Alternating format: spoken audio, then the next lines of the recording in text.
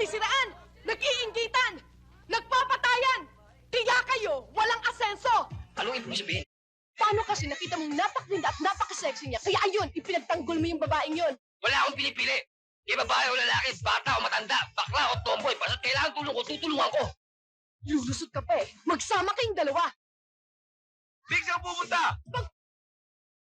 Ingat ka, ha? Ingat? Pinipiro ka lang, eh. Yes! Isipin mo, ganitong oras, asakali ka pa. Alam mo, bilib din ako sa mga magulang mo, eh. Ibang klaseng laya ang binibigay sa'yo. Batang-bata ka pa, may kotse ka na. Eh, paano kayo mampaso sa'yo? May magawa ka kaya? That won't happen to me. Alam mo, sa panahon ngayon, kailangan maging independent ko na rin. Hindi na uso yung mga, like ka nasa bahay. Wala na yan. Tsaka, ay nako. Alam mo, kailangan ngayon, kailangan maging exposed ka na rin sa mundo. Hindi na pwede yung mga paanong effect-effect na yan. Tsaka, gone are the days na lagi ka na lang nasa bahay, yung mga babae nasa bahay. Tsaka, unfair yun para sa amin, ha, na kayo mga lalaki, walang ginawa kundi gabi-gabi nasa labas ng bahay. Samantalang kami, lagi na lang nakapadlock sa bahay? No way! Kayo talaga mayayaman, ibang klase talaga mga prinsipyo nyo. Hindi pwede sa akin yan. Basta ako gusto ko. Dalagang Pilipina. Hindi pwede sa akin mga gan-gan na yan. Baka mamaya mag-gun-down pa ako dyan, eh. Ganun ba si Bing?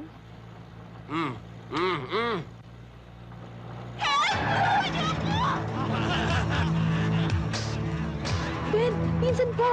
Piso mo yun? Oh, si Caroline! Sige, akong bahala. Walang problema.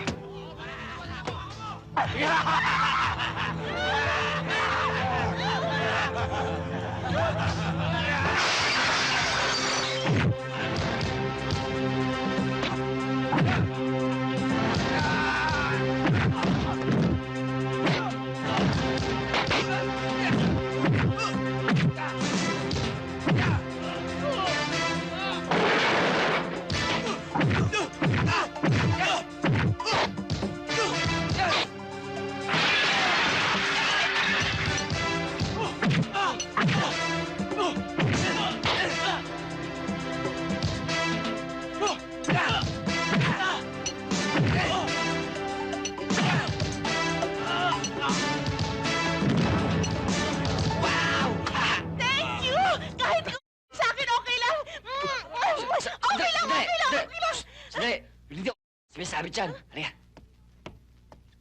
Ben, parating na yung mga polis. Yan ang sinasabi ko kanina, eh. Sige nga, umalis na nga kayo. Mamaya magkasala pa ako, eh. Get out my face!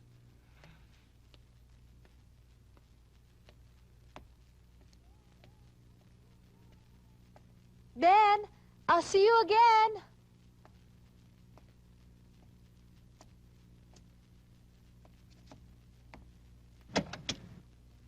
Oh, Bing!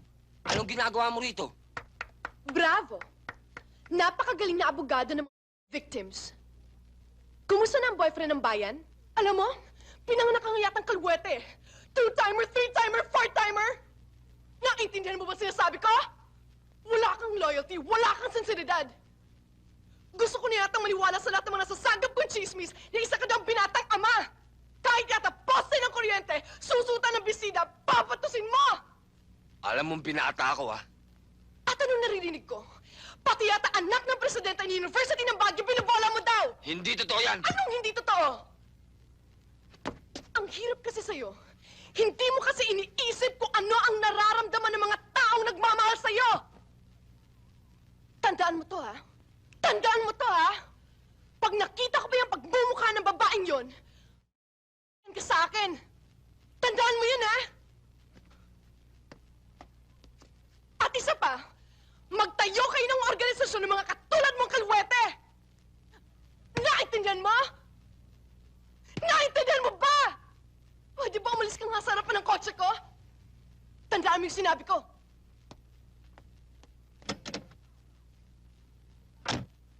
Ano ba? Kapag hindi ka umalis yan, sasagasaan kita! Opo. Sabihin niyo naman, oo. Saan ho ba talaga? Oh, ano ba? Oh, ayan pala si Mel eh. Siya nakakaalam. Siya ang kulitin mo. Mel, nasaan ba talaga si Ben? Kailangan ko siyang makita eh. May problema kasi dun sa job site namin eh. May naglilider-lideran dun eh. Hindi ko alam kung nasan si Ben eh. Mel naman eh, alam ko namang alam mo eh. Sabihin mo naman sa akin oh. Nagdududa ka sa akin? Ito ba naman mukhang to magsisinungaling? Sinungaling! Larawan ka ng isang tunay na sinungaling! Masama yung sinungaling. Beho, alam mo ba kung nasaan si Kuya Ben mo? Hindi rin. Ikaw naman dangan kasi. Mahal na mahal ka ng tao. Mali naman yata yung ginawa mo. Oo nga eh. Sa sobrang selos ko sa kanya kung ano nang ibinintang ko. Gusto ko siyang makita. I want to apologize. Ate Bing, may apo ka na? Beho, ang ibig sabihin ng apologize, gusto kong humingi ng tawad.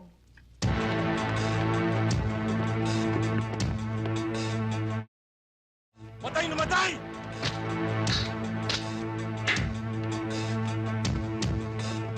Lusubin nyo!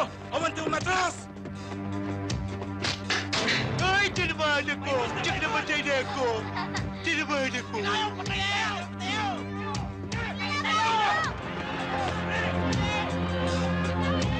Ay, naku! Yung baril ni Ben!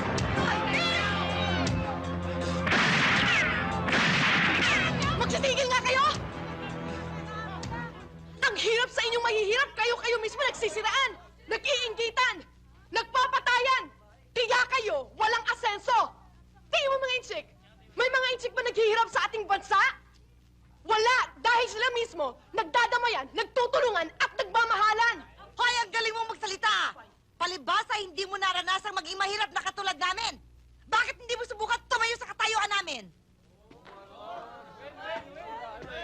Ang mga mayayaman ho ay nagkakaisa, nagtutulungan.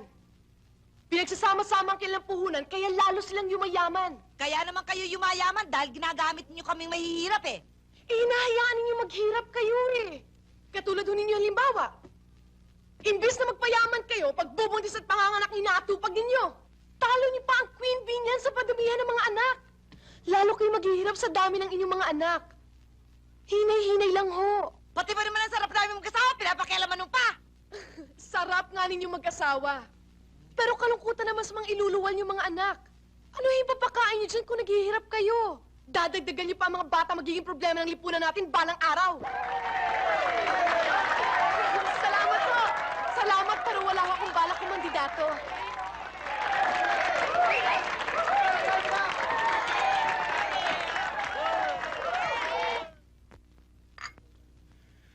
Iha, ikaw na rin ang may sabing minura mo at napahiya ng husto si Ben. He's taking his time to heal his wounded heart, in a manner of speaking. Kilala ko ang pagkasensitibo ni Ben. Tama yata yung mga research findings na nabasa ko sa Psychology Today. Na napakasensitibo raw talaga ng mga mahihirap. Madali silang mag-self-pity, mag-withdraw, mag-wallow in tears. At kapag napuno sila, nagiging bayolente. Totoo yan, sir. Maraming mahirap ang ganyan. Sa halip na tulungan nila ang sarili nila, naninisi ng iba at nananakit. Di lang nananakit, pumapatay pa. Para mga ayaw nila makakita ang mga taong umaasenso. Kaya tuloy lalo silang nalulubog sa kahirapan. Huwag ninyong i-apply ang mga dayuhang findings sa mga ugali ng mga kapwa Pinoy natin. Sadyang kasama sa ating kultura ang pagiging sensitibo at pagkamalahanin. Mahihirap man, ay may mga puso rin silang ginintuan. I should know because I have been and still one of them. Pareho lamang kami ni Ben ng pinanggalingan. Kaya, huwag kayong magbibigay ng maling hatol, lalong-lalo na sa mga mahihirap. Ito si Bing, ang pinaka-expensive stone. Ito naman si Ben, ang hoodlum. Isang malaking bato na sagabal, pero walang silbi. Bago mapasa kamay natin ang expensive stone, kailangan munang mawala sa landas ang batong ito. And this time, we cannot afford to fail. Alam na ba ninyo gagawin? Aba, siyempre. Kailangan yung unang natin itago yung pinakamahal na bato. Kung ibato ko yung bato sa bunganga mo. Makinig kayo. Ang harang na to ang una nating aalisin sa ating operasyon. Ang suma total, si Ben yun. hudlom ng Bagyo. O narinig nyo? Yan ang tama. Pagkatapos ano? Kailangan durugin natin ang pinong-pinong batong ito upang wala nang maging sagabal sa pagkidnap natin sa dalagitang milyonarya.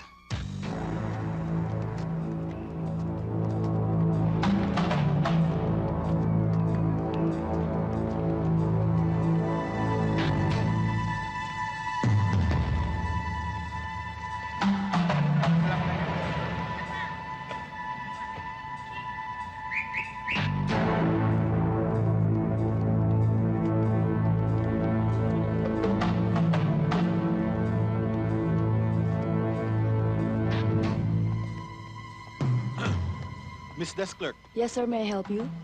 pwede bang humingi ng konting information? Ano po yun? Meron ba nag-check-in dito nga nagngangalang Ben Benhar? Nung Lunes po, meron pero nag-check out din po sila. Boss! Ano po yun, sir? Balita namin na madalas daw tumambay dito si Benhar. Yun. Alam mo ba kung saan namin siya mahanap? Ah, si Benhar. Malapit ho siya kay Madam Lily. Yun nga. Yung trying hard na manghuhula ng Bagyo. Mismo. Alam mo ba kung saan namin siya matatagpuan?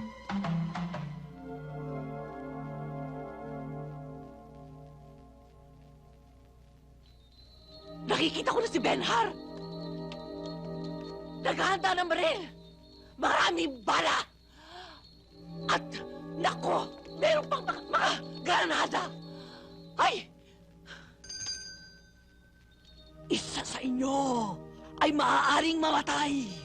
At kapag minalas-malas, lahat kayo ay maaaring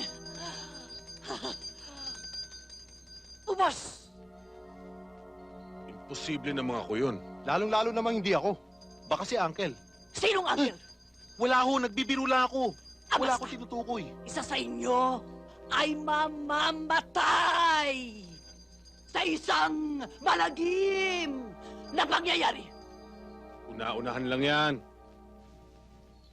Beho, nasaan mga kasama mo? Daddy, andito na si Corona Basar! Diyan! Tawagin mo mga gurang. Ay, mga kakosa! Lumabas na kayo dyan sa Zelda at meron tayong magandang bisita. Dali-dalian mo at meron tayong importante pag-uusapan. Nasaan ba si Ben? Ito kasi, pinag-away si Bing at saka si Benhor. Dahil kasi sa kakadidisco nito, matanda naman, mahilig pa rin. Kasalanan ko bang ako'y maging sosyal? Hindi ka mukha mong lumaki sa dagat, baliw? Ay, naku, tama na nga yan. Kailangan makita natin si Ben Har! Madam Lily! Bakit sigaw ng sigaw ang dakilang propeta ng Bagyo? Siguro may maganda kayong balita, no? He, anong maganda? Masama! Kailangan makita natin si Ben Har! Ay, ang bel ko! Akin lang to, Corona Basar!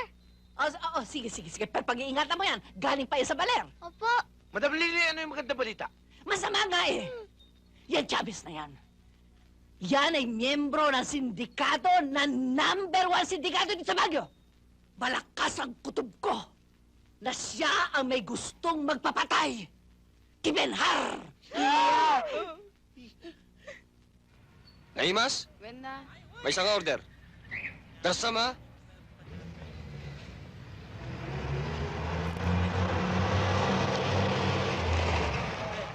Yung ba? Alam niyo na ang gagawin niyo, ha? Kailangan siya ng buhay.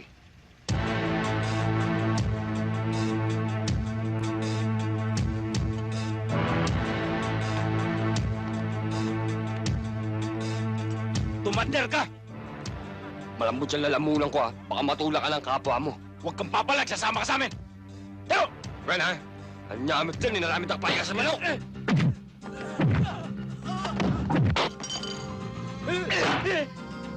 Ben, harapin! Di kutsilo, kalmasin! Haw, karapaw! Paano? Ben! Iya! Ah! Ah!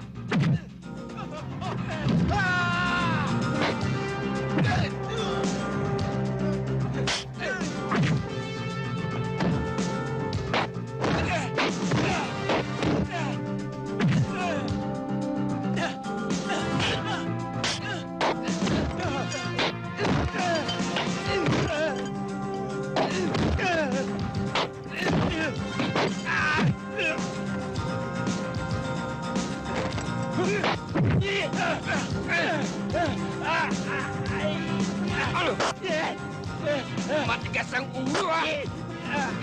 Matalas, ha?